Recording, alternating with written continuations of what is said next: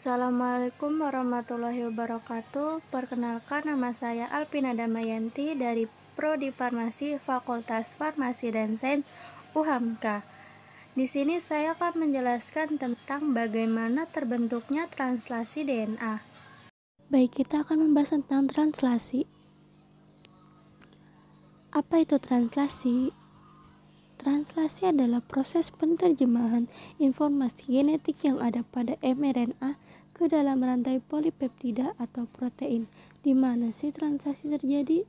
Translasi terjadi di ribosom. Adapun proses translasi terbagi menjadi 3, yaitu inisiasi, elongasi, dan terminasi.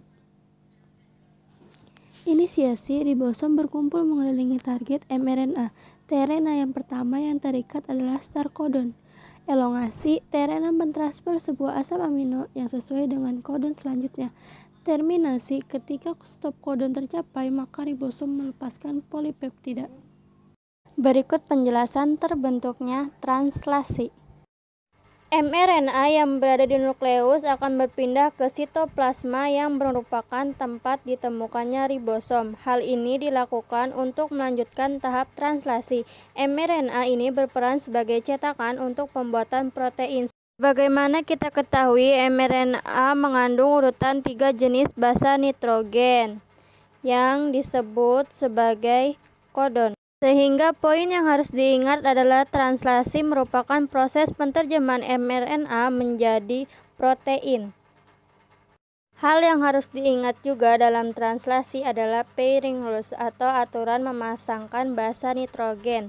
Pada translasi, A pada mRNA akan berikatan dengan U pada tRNA. U pada mRNA akan berikatan dengan A pada tRNA. G pada mRNA akan berikatan dengan C pada tRNA. C pada mRNA akan berikatan dengan G pada tRNA. Tahap inisiasi dimulai saat ribosom subunit kecil terikat pada mRNA. Ribosom subunit kecil ini akan bergerak dari arah 5 ke arah 3.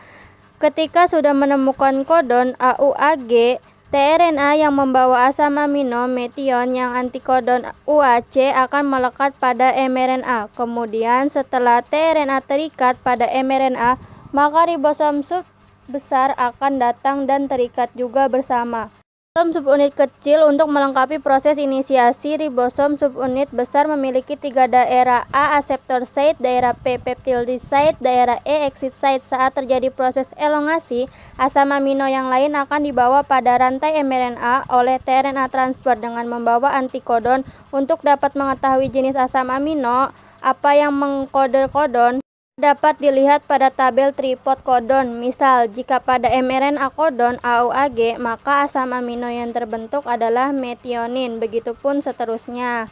Selanjutnya, asam amino yang baru ini akan memasuki daerah A, lalu ikatan peptida akan terbentuk di antara kedua asam amino pada daerah P. Saat itu, ribosom akan berpindah ke tripet kodon lain yang ada di mRNA, sehingga tRNA yang sudah melepaskan asam amino akan berada di daerah E dan bersiap untuk keluar. Kemudian daerah A untuk ditempati tRNA yang baru. Siklus ini akan terus berulang sampai pada tahap terminisasi. Terminisasi terjadi ketika salah satu dari 3 stop kodon berada di daerah A. Kodon ini dikenal sebagai relase faktor.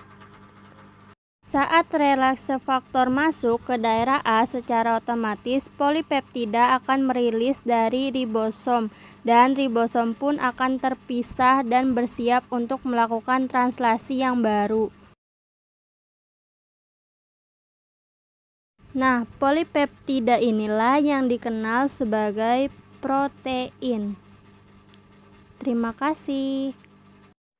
Itu tadi penjelasan dari saya. Bila ada salah-salah kata, mohon dimaafkan.